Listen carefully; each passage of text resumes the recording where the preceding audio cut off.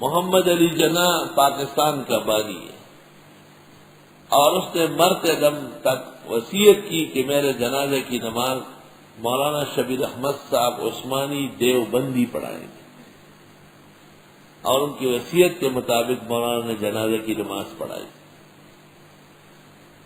تو مولانا شبیر احمد صاحب عثمانی یہ کہہ کر رفق سے برت کا اعلان کیا، اور دیوبندی کہہ کر بریلیت کے تابوت میں آخری کیل ٹھوک دی۔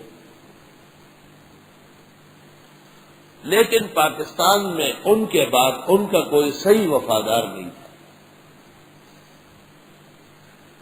ورنہ شریعت کا نفاذ ہو جاتا، احناف کے مسلک کے مطابق، صحابہ کرام کے مناقب اور جماعت کے مطابق، اور دیوبند کا مسلک نافذ ہو جاتا۔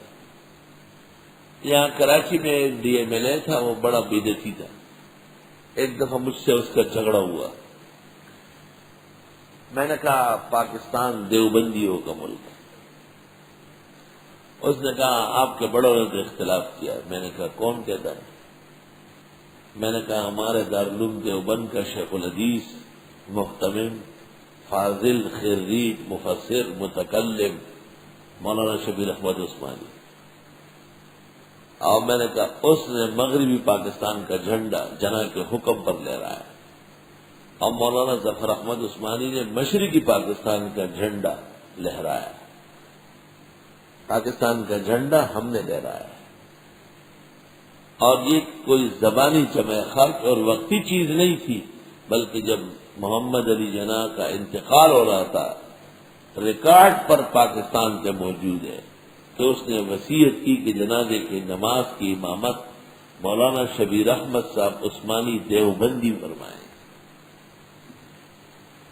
تو میں نے کہا پاکستان میں اگر کوئی غیرتی حکمران آیا جو عقیدے کی غیرت رکھتا ہو، تو میں نے کہا آپ ڈی ایم ایل اے کی کرسی پہ نہیں بیٹھ سکتے، آپ کو نیچے اترنا پڑے۔ یہ توحید و سنت کا ملک ہے۔